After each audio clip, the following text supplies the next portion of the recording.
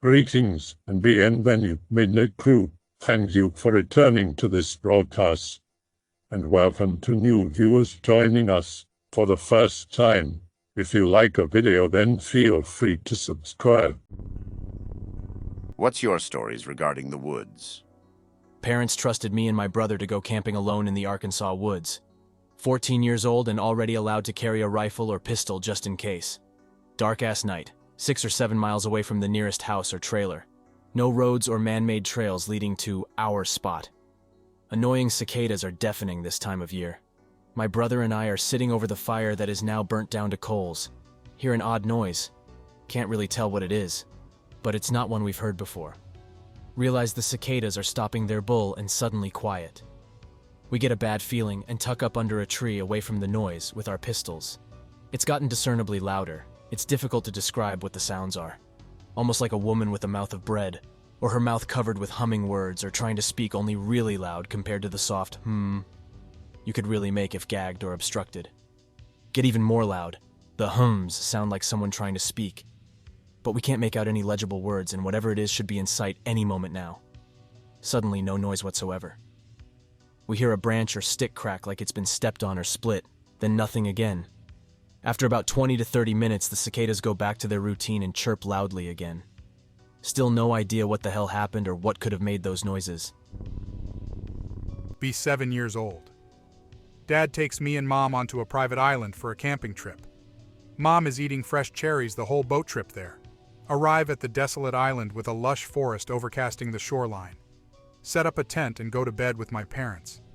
The next day, Mom complains she feels sick and she wanders off. She's still eating cherries. Dad lets me play by the water while he gets breakfast ready. Screwing around on the water's edge. See mud. I wonder what mud tastes like. Bend down and try mud for the first time. Tastes disgusting and spit it out. Go back to playing with sticks. Dad comes over and tells me breakfast is ready. Asks me to go find Mom. Walk along the shoreline looking for Mom. Finally see Mom further up the shore. She's on her hands and knees bent over the water's edge, staring at her reflection. I stop and I am about to call out to her. Feel something touch my ankle. Look down just in time to see a water snake move over the top of my shoes and quickly disappear into a nearby bush. So cool. Look back up to Mom. Mom throws up pure red stomach acid into the lake. I think it's blood. I think Mom just died. Scream and bolt back to Dad crying. Best trip of my life. I still look back on this and laugh. Nothing too exciting, but one time when I was around 13, me and my friends were playing in a woods with these plastic guns that you could load with these rings of sulfur caps to make a bang when you pulled the trigger. Just running around acting like we're in a war probably made a whole lot of noise and the area smelled of sulfur. Towards evening, we were all sitting in a circle in front of this large underbrush. Basically a very dense wall of small trees, bushes and plants. It was high and wide so you could not see through it. While we were talking, the entire underbrush started shaking like wild trees, bending and snapping. As if an elephant was making its way through, like whatever was passing through seemed seriously huge. We all got scared and sprinted out of there. No one got a look at what it was. I remember we all smelled sulfur that was far stronger than that of our toys before it happened.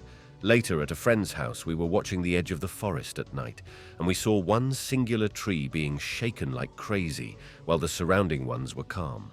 We spent many sleepovers at his window at night, seeing and hearing odd stuff from the tree line, as well as investigating the monster bush, as we called it. Fun times.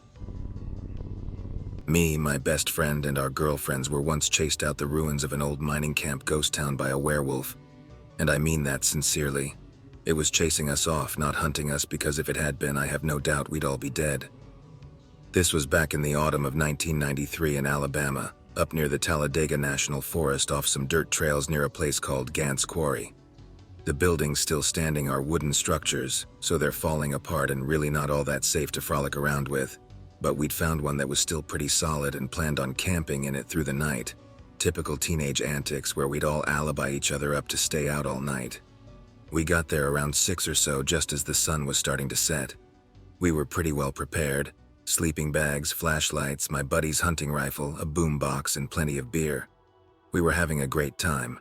But as we were winding down for the night around 1 a.m., We started hearing yips and howls, coyotes. The place still had a standing door, so we pushed it shut and wedged it shut. But the girls were still scared. My friend and I went out and shot off a couple of rounds that scared the coyotes off. About 20 minutes after we got settled back down, we heard the werewolf. It was eerie because it didn't sound like the coyotes. Its howl was way deeper, kind of mournful sounding, and it also didn't sound like any wolf you've ever heard.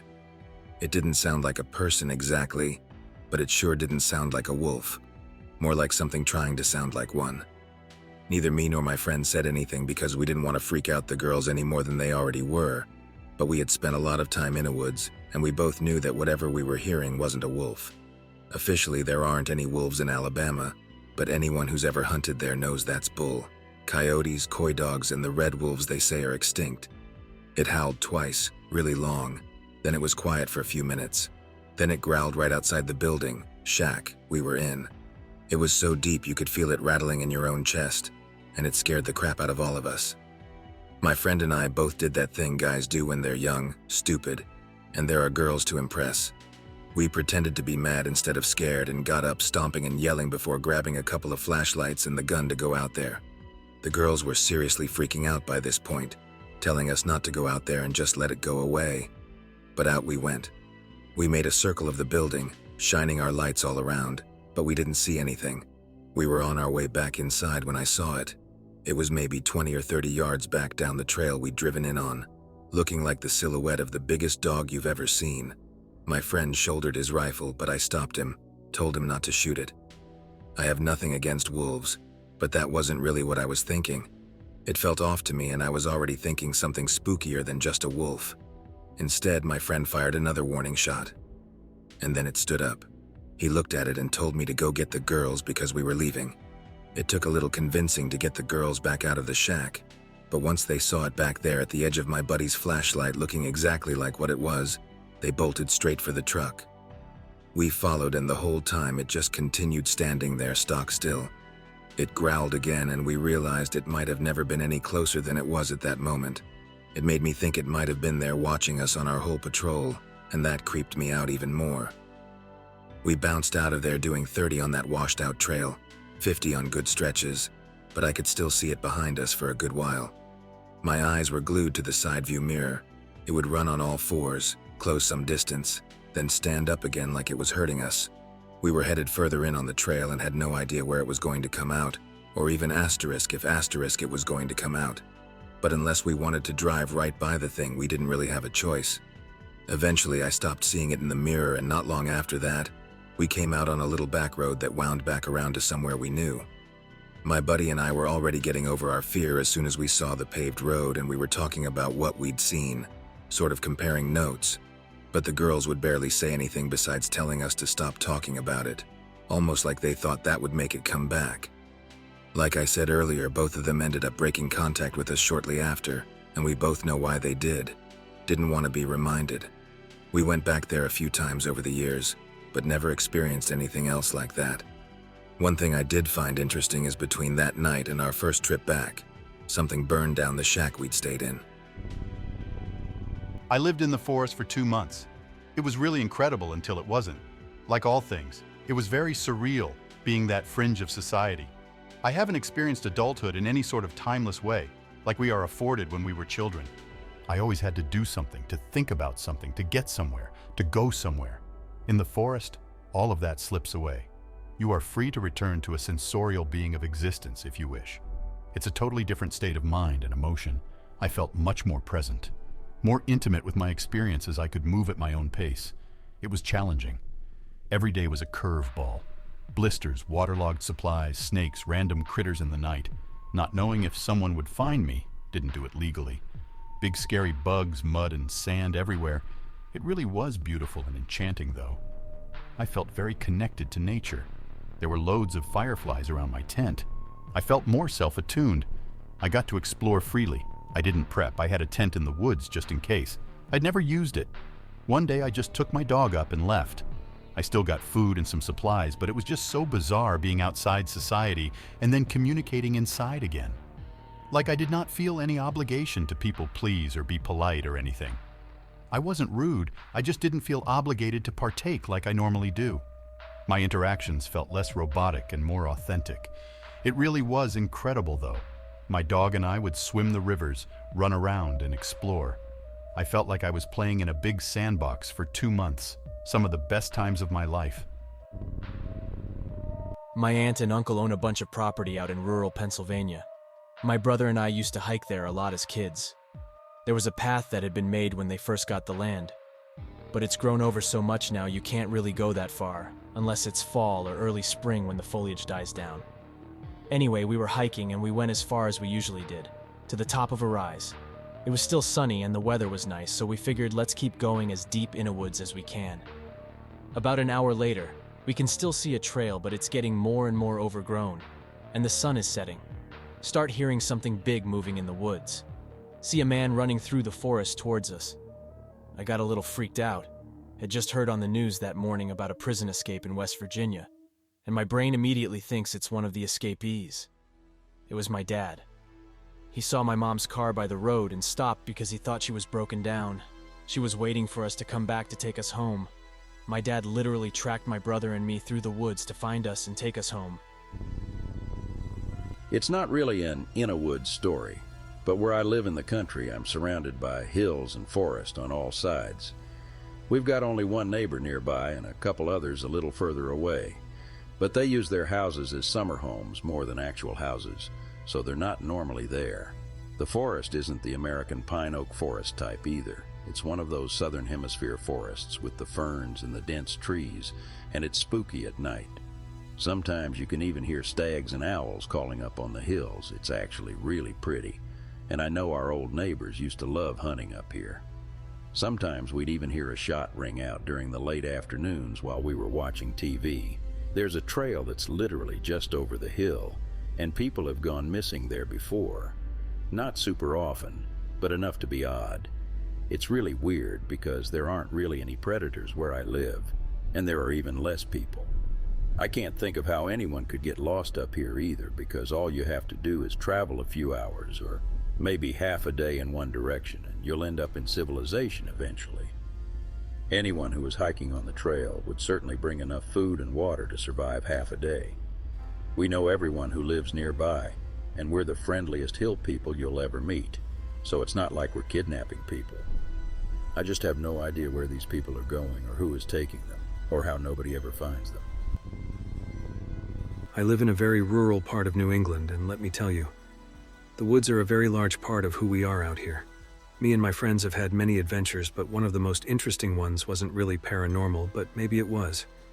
There's a really old chunk of land which was cleared out to build a reservoir, and a lot of people were displaced because of it. The company in charge simply bought everyone out, and then created the reservoir to help supply Boston. Well, there's some local legends that state not everyone left and some people took to living out in the woods. So we snuck in one night with plans to travel to one of the islands that got created. We had an old map of the way the town was situated prior to being flooded, and decided to try to find the ruins of some of the old buildings that are rumored to exist on the untouched islands. The reservoir itself is open to the public mind, but people are not allowed onto the islands. So in the dead of night, we managed to get in, hide our car, and drag our raft to the shore where we made it to the island. There, we began exploring a bit, but it was dark, and one of my friends began to pitch the tent. 3 of us went off and found the remnants of the old church that stood there. We found some pretty interesting stuff, but nothing shocking or scary until late at night when we were sitting around the campsite talking in our sleeping bags. A light flashed through the woods. We thought that maybe some of the park patrol had spotted our car and the trail the raft had made in the sand and were coming to look for us, so we stayed low and kept quiet. We waited, but the light didn't move or get any closer, so one of my friends got out of the sleeping bag and started creeping towards the source. The light was coming from another uninhabited island, and didn't appear to be coming from any particular place. It shone for about an hour until the sun started to peak up and disappeared. Camp with my friend. Sleep in my clunker car. He has a tent. At 3 a.m. I wake up to him pale as a ghost with a machete in one hand banging on my window with the other. I emerge into the cold, ready to play Rust in real life. He says he awoke to someone walking near his tent. He drew his machete silently. The steps stop right next to the tent. Suddenly, dead fire flares like someone threw a bucket of accelerant on it. He bursts from his tent, roaring like an animal. No one there. No tracks. The fire has reignited from the coals we left at bedtime. His chest is heaving and he's sweating bullets. Never seen him this scared. Stay up the rest of night drinking Irish coffee but see nothing. Go back to the same spot with my jacked Scandinavian friend. He stands up from the fire mid-conversation and says something is near or some other laconic Viking stuff. Temperature drops. Oh, I'm feeling it. Wav. He rips his hatchet from a piece of firewood and brandishes it. Starts bellowing into the night in his native tongue. Something is moving out there. He works himself into a frenzy as it draws closer. Suddenly charges into the night, roaring gutturally in Bjorkanese. I grab an empty beer bottle and charge after him, full of Dutch courage. Something retreats from us, scampering into the thickets. Temperature returns to normal. No further issues. My face when I nearly bottled a goblin. Guys, I'm very skeptical and whatnot. Not a /X/ person at all, but I have one weird story that happened to me a long time ago, on a field trip with my class, walking with two friends away from others, in the middle of some sort of forest. I hate that. I turn around and look at the leaves up in the trees and the way the sun touches them. The next thing I remember is me being approached by two girls from my class. I am looking up the same way, but in a different location. We were looking for you. I can't understand what is going on. My mind is blank. Follow the girls back to where class is. The whole class was looking for me. Emergency personnel called.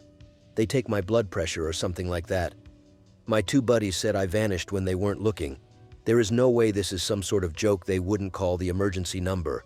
WTF is going on? Freaked out, can't remember anything. Mind is blank. Sometime later I remembered something about that day. It felt like some sort of weird dream. I was first in some sort of weird library. Then I was in some sort of forest, but completely different from the one I was before. The trees are absurdly big and tall. The forest is dark, like there is no sunlight getting through the canopies. Hear some sort of animal screams from far away. There was so much space between the trees that it looked like a large road. Then I was back with the two girls approaching me. To this day, I have no idea what in the actual hell happened. I questioned my two friends many times, but they said that when they looked back, I wasn't there anymore. And that was all they could say. They didn't hear me or see me do anything. I used to go to Waterloo Village, an old historic site in rural New Jersey. In the early 2000s, it was semi-maintained, had a gift shop and everything. I guess not enough people went there because it eventually lost funding and fell into ruin. There are a bunch of structures from the early 1800s. Even earlier in some cases, I suspect. Some houses, a water wheel. There was also a church up the road that people would still go to despite the rest of the town being effectively abandoned. Some in decent condition, but many rotted and falling apart. Next to the village runs a river, and on the opposite side there was a much more densely forested area, with one or two houses and some various stone ruins. I went many times, and only once or twice did I see anyone in the village, just fellow explorers. Being in this place was magical. An entire ruinous town to yourself, reclaimed by nature, with the sound of the water wheel and leaves blowing in the wind. It was the most beautiful place, and I have so many memories there. I once took acid there at nighttime with a few friends, took a girl to the mill house, and went fishing many times. A few of my weirdest experiences, though. Going into the basement of one of the houses and every inch of the ceiling was covered in black spiders. Another time I was rummaging through leaves in the woods and some weird baby snake-looking thing with big glassy eyes sprung out of the leaves and bit me on the shoulder and then released and slithered away. I haven't been in several years, but I think they have since restored the village and opened it to the public again. A shame it was perfect how it was. Be younger me, on a trip to Northern Ontario. Be cocky shit. Think I don't need to obey the rules about walking in the woods. Drive to a little trail on the roadside alone. Middle of the day, I'm not worried about anything. Walking along a fairly flat section of path. Hear the sound of wood hitting wood a ways behind me. Weird, but whatever. Keep walking. Hear it again. Response from ahead of me. Okay, what the hell is going on? Looking up ahead, I could swear I saw something furry quickly dash behind a big rock. Another wood sound from ahead. Response from behind. Closer this time. Turn around and see another flash of movement from behind. It's an ambush. Really uneasy, I feel like I'm surrounded. Trail is a big loop, closer to the entrance. Go to grab stones from the ground to throw. See a second thing move ahead of me. At least two ahead of me, one behind. Nope. Turn around and book it for the car. Flap my jacket to look big, yell, and throw things into the woods and behind me as I go. Hear a lot of cracking in the woods, but they don't seem to be chasing me. Get to the car. Once I'm inside, I stop to breathe. Hear grunting and growling from the woods. Too scared to even look. Stick comes flying out of the woods and lands on the hood. Nope, right out of there. Parents don't believe me, and are angry that I went alone. Be me, around 15 at the time. Some friends go into the woods at night for a good scare and shoot stuff with BB guns. We decided to play manhunt after a while. This is a small patch of woods, by the way. Go about 100 yards up a hill, hide in a patch of brush. I'm near a spot where there's always lawn chairs set up, but nobody is ever seen there. Look over in that area to make sure no meth heads are there waiting for me. Constantly look over my shoulder toward that area. One time I can almost make out a man with a beard standing about 20 yards away. What the hell .png? Shine a flashlight over there. See some movement, but the bearded man was not there. Decide to move all the while yelling at this guy, fuck off, etc. I was an edgy 15-year-old, remember? As I'm moving, I can almost make out the face of one of my friends in some brush. Yell his name, nothing. Shine a flashlight in the area, gone. But I can make out his shirt in a different patch of brush. Go closer, nothing's there. Then realize I'm lost. This is a small patch of woods I'd explored around in my whole life. I know it like the back of my hand. Flip out and start running toward the direction of my house. Finally catch up with friends at a designated meeting spot. Where have you been, Anon? We've been yelling at you for 10 minutes. Never heard a single yell. Scared shitless, but afterward we got microwave corn dogs, so that made me happy. We did a ton of freaky shit together. Ouija, exploring abandoned places, etc. But that was by far the weirdest. Also, one friend I thought I saw while moving claimed he wasn't in that area. I'm guessing it was my crazy imagination at the time, but there have always been rumors of crazy hobos in the forest, so I guess I'll never know. The woods at night are a scary place, and it's very easy to get lost or see things in. Hell, I hate to even look out my windows at night for fear of seeing something staring back at me from the darkness. I hope that you enjoyed tonight's broadcast. If you enjoyed tonight's story, then please subscribe to the channel, as more Greentexts will appear daily. A new broadcast will appear when the clock strikes midnight Central Time.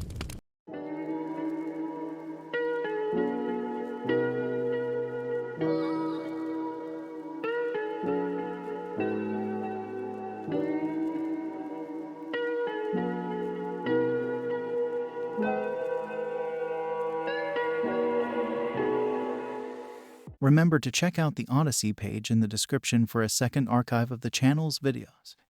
There's also a Rumble archive as a backup.